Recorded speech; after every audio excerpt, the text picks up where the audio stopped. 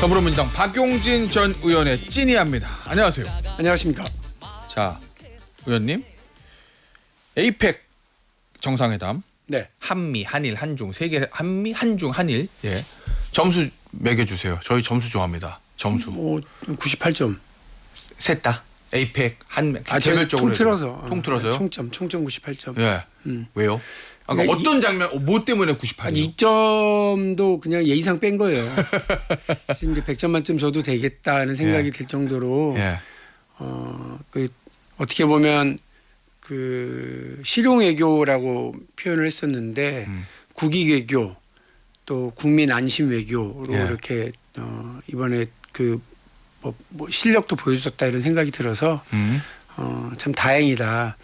저뿐만 아니라 많은 분들이 그 자리에 이재명이 아니고 윤석열이 있었으면 어땠을까. 예. 그 생각을 서로 물어보면서 경기 일으키는 분들 많더라고요. 뭐 달라졌을 거라고 보세요? 좀 그럼요. 정상회담이 다 짜여진 대로 하는 건데. 잘된 정상회담이 뭐가 있었어요. 그래서 윤석열 대통령 시절에. 네. 그러니까 말씀하신 것처럼 다자회의 과정이라고 하는 게 그냥 뭐 화려한 의전과 그냥 뭐 알맹이 없는 성명서 이런 걸로 그냥 대충 되기도 하고요. 정상회담은 그렇죠. 정상회담도 다 준비된 대로 되는 거였는데 예. 이번에는 어쨌든 그런 성과 면에서도 그렇고요. 예. 또 정상회담에서 제기해서 최종적으로 핵 잠수함 예. 승인을 받아낸 거는 저는 뭐 여러 자리에서 여러 차례 말씀드렸습니다만 핵 잠수함 관련 건은 우리 안보를 예. 진일보시켜내는 예. 거대한 한 걸음이었다 이런 생각이에요. 의원님 전혀 예상 못하셨어. 핵잠수함 이번에 나올 거라고. 못했어요. 왜냐면 민주당 출신 대통령의 핵잠수함 얘기를 꺼내는 게 쉽진 않았을 건데. 근데 생각해 보시면요. 예. 한미 미사일 협정 개정한 것도 문재인 대통령 시절이었어요. 그러네요. 그래서 탄도 중량을 무제한으로 만들고 사거리 800km로 늘려서 예. 우리의 현무 4, 현무 5가 평양뿐만 아니라 베이징까지 도달할 수 있는 그런 능력을 확보하게 된 거거든요. 엄청난 일보를 내딛었죠.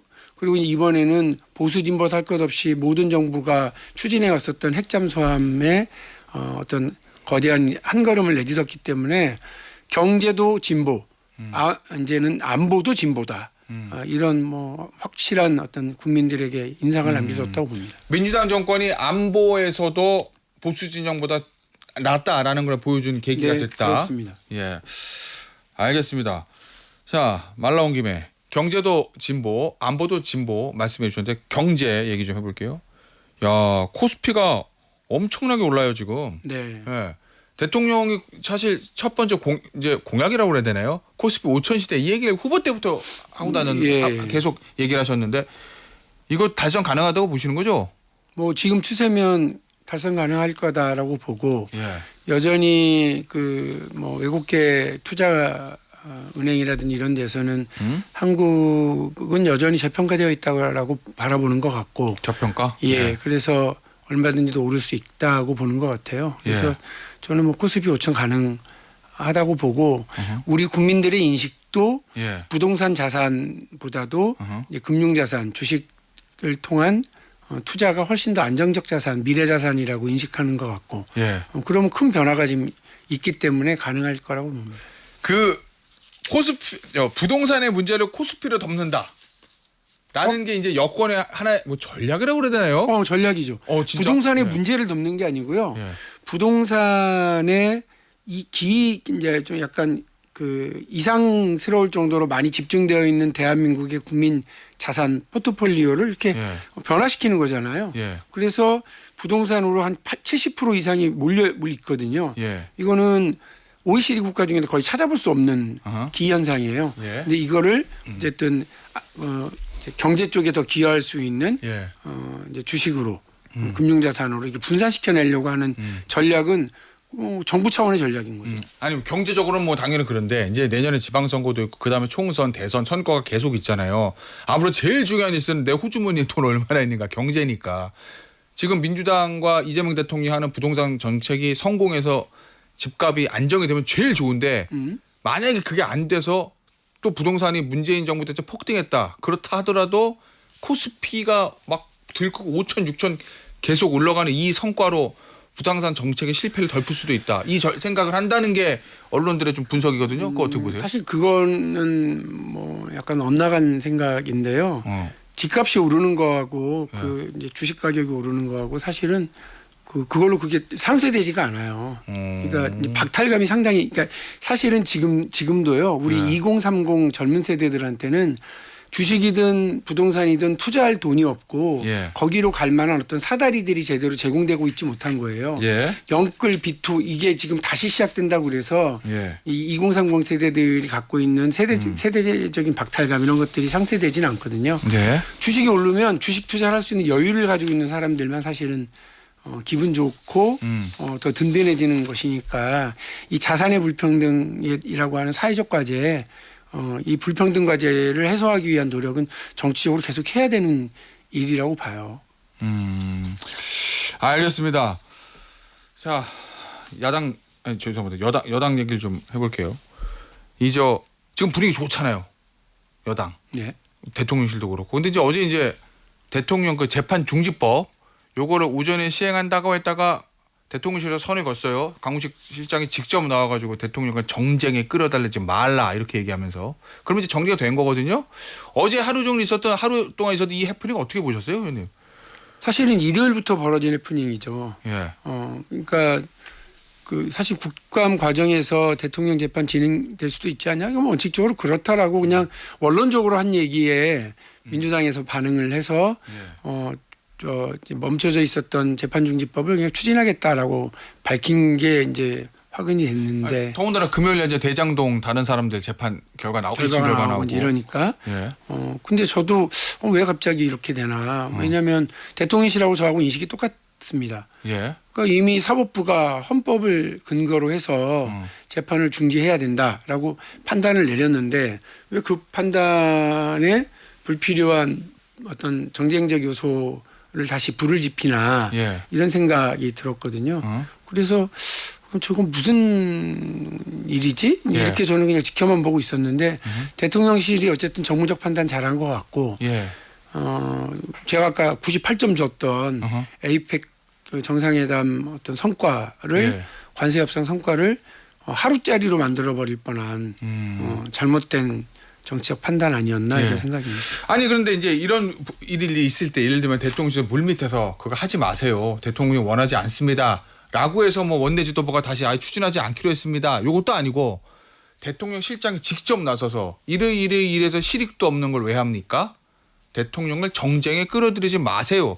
이건 누가 봐도 여당 지금 지도부에게 하는 얘기거든요. 네. 대놓고. 예. 이거 언론 어느 아침 조간심 쫙 보니까 정청래 대표에 대한 대통령실의 경고다.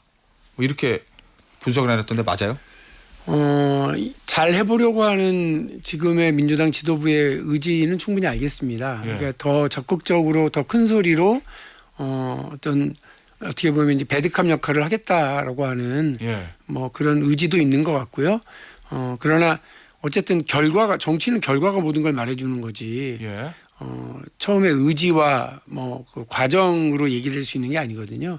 좋은 결과를 만들어서 이재명 정부의 성공을 만들어내는 예. 그게 중요하다. 그러려면 면밀하게 서로 협의하고 검토하시면서 어떤 정치적 판단들을 해나가면 좋겠다는 조언의 말씀을 저도 보탭니다. 그래서 경고 맞아요?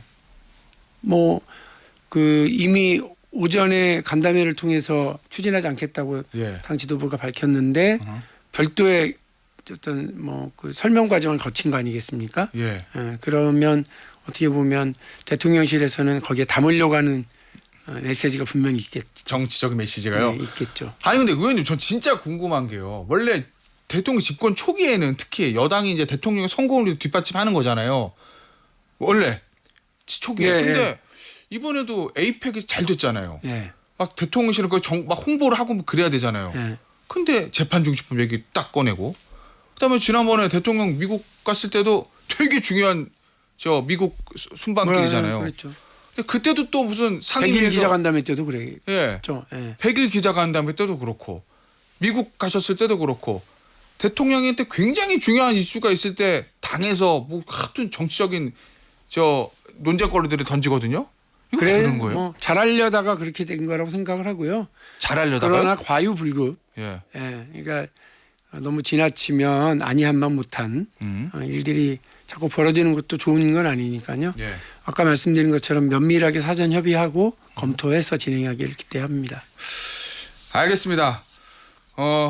앞서 이제 조갑재 대표는 이 부분 어제 이제 강훈식 실장이 얘기했던 그 부분 이게 굉장히 중요한 모멘텀이다.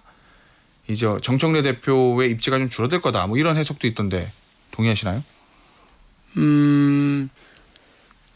아무래도 그런 게 있겠죠. 그러니까 저는 뭐 대통령실에서 직접 나서서 이런 문제를 정리하고 매듭 짓는 모습으로 가져가는 건 예. 어쨌든 주도권을 더 쥐겠다는 거 아니겠냐 싶어요. 대통령실이 예. 에이펙 성공으로 인해서 자신감도 생기고 지지율도 올라가고 이런 걸 바탕으로. 네, 뭐 그렇기도 하고 예. 그래서 대통령실에서는 이 부분을 좀 공개적으로 매듭을 이렇게 짓는 거, 직접 예. 짓는 거 예. 이런 경우는 어허. 확실하게 무슨 메시지를 던지려고 한 거라 이렇게 예. 보는 게 맞죠. 알겠습니다. 의원님 추경호 원내대표에 대해서 특검에 구속영장 쳤거든요. 이게 뭐 전 원내대표에 대해서 이게 뭐 영장이 발부될지 기각될지 봐야 알겠지만 이게 상대가 저 전 원내대표여가지고 발부가 되든 기각이 되든 이 정치적 파장이 좀 만만치 않을 것 같은데 발부됐을 경우하고 기각됐을 경우 어떤 그 네. 바람이 일이 생길까요? 제가 여러 차례 그 문제 관련해서 말씀을 드렸는데 예. 그날 밤 계엄의 밤 추경호 원내대표의 행동은 누가 봐도 이상하잖아요. 이랬다 저랬다 이리 가라 저리 가라 하면서 최종적으로는 그 표결에 참여해야 하는 예. 하고 싶어 하는 예. 그런 그 국민의힘 의원들의 표결 참여를 사실상 권리 행사를 방해하게 한 거니까 예. 그건 너무 이상한 일이었다고 저는 보고요. 그 일과 관련해서 최대 피해자는 국민의힘 의원들이에요. 그러니까 이 문제에 대해서 그런 식으로 반발할 필요도 없어요. 예. 그래서 저는 그냥 그 특검이 청구한 체포영장, 구속영장과 관련해서 뭐 법원의 판단을 지켜보게 될 일이라고 봅니다. 아니 최대 피해자가 국민의힘 의원들이라는 얘기는 당시에 추경호 원내대표의 잘못된 판단으로 인해서 다른 국민의힘 의원들까지 내란에 옹호하는 것처럼 보였다 이런 말씀이신 거잖아요. 그럼요. 그러면은요 만약에 영장이 나와요. 네. 그러면 이걸 근거로 이걸 바탕으로 해가지고 저 국민의힘을 내란에 동조했다 위헌정당이다 그래가지고 쫙 밀 그런 정치적인 계산도 민주당이 가지고 있습니까? 그러니까 이미 그 내란 동조정당으로 그러니까 본인들이 지금도 뭐 윤어게인에 대충 동조하고 예. 그리고 말도 안 되는 그 구구의 목소리를 이렇게 대변하는 당 대표나 지도부가 있기 때문에 내란 정당이다라고 정치적으로 규정되고 있잖아요. 그러니까 그날 밤의 행동뿐만 아니라 그래서 저는 정치적 프레임인 줄 알면서 그 프레임에 자기 발로 걸어 들어가고 있는 국민의힘이 저는 이상하게 보인다고 여러 차례 말씀을 드렸거든요. 그런데 예. 앞으로도 저는 국민의힘은 스스로 거기서 걸어 나오지 않는 한 내란 정당 프레임에 갇혀 있을 거예요. 알겠습니다. 어제 곽종근 사령관 증언 보셨어요? 네, 들었어요. 한동훈 전 대표를 비롯한 일부 정치인들 잡아오면 네. 내가 총으로 쏴 죽이겠다고 했다는 네. 그거 어떻게 들으셨습니까?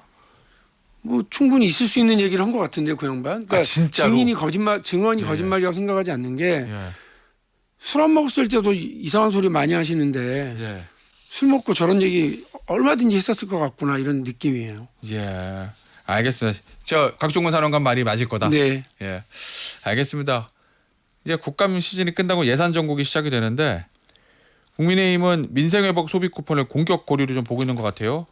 선거용 맞추자라는 주장이고 오세훈 서울시장도 소비 쿠폰 같은 돈 풀기가 부동산 가격 상승의 주요 원인이다 이렇게 주장하는데 그 부분에 대해서 어떤 생각 가지고 계세요, 의원님? 이른바 쿠폰플레이션. 예. 쿠폰 때문에 부동산 가격 올랐다. 소비 쿠폰 때문에. 이런 오세훈 시장의 주장은 쓸데없는 걱정이거나 의도적인 거짓말인 거죠. 왜냐하면 한국은행이 금융통화위원회를 끝내고 나서 광의통화, 즉 M2라고 네. 표현하죠. 광의통화는 거의 늘어나지 않거나 일시적으로 제한적인 영향에 불과하다. 물가 상승에는 이렇게 분명하게 하고 이창용 한국은행 총재 같은 경우는 그 이제 GDP를 0.1% 포인트 정도를 높인다라고 긍정적으로 평가했거든요. 그러니까 그 오세훈 시장은 그 있지도 않은 물가 인상, 부동산 가격 폭등을 이거로 얘기를 한 거예요. 제가 이걸 왜 의도적 거짓말이다. 이분이 경제적으로 뭐 미수가가 아닌 다음에야 한국은행하고 반대되는 통계에도 없는 얘기를 하는 이유는 뻔한 거 아닙니까?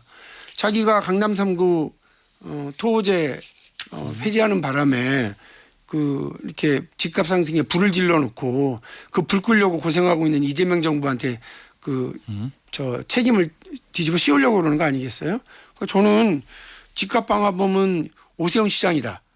이거 분명히 말씀드리고 그 쿠폰플레이션을 주장하는 오세훈 시장의 얘기는 한국은행에서 전혀 인정하지 않는 뭐 정치적 거짓말, 의도적 거짓말일 뿐이다.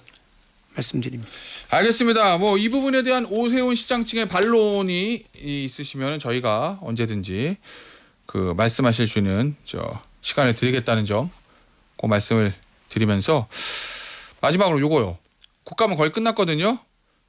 이 국감에 대해서 네. 조이대와 김현지로 시작해서 최민희로 끝난 국감이다. 요런 평 또는 쇼츠 국감이다. 이런 평이 있거든요. 이제 지금은 의원이 아니시니까 밖에서 보니까 어떻습니까? 이 국감. 야구로 치면 예. 뭐 그 막 응원전이 난무하고 그 응원석을 향해서 막 뺏을 휘두르고 막 이게 자신감은 막 내보이는데 예. 정작 안타는 치지 못하는 거죠. 그러니까 야구는 안타 치고 진루하고 점수 내는 게 야구이고 국정감사는 정부가 제대로 예산을 집행했고 정책을 제대로 시행했는지를 감시하는 자리인데 예. 정작 자기 응원석을 향해서 이렇게 뺏을 휘두르고 자신감은 선보였지만 안타는 치지 못하는 그럼 재미없는 가을 야구, 예. 재미없는 가을 국감 이런 느낌이었어요. 알겠습니다. 의원님 오늘 박용진 전 더불어민주당 의원과의 찐이야 여기서 마무리하도록 하겠습니다. 박용진 전 의원이었습니다. 의원님 감사합니다. 고맙습니다.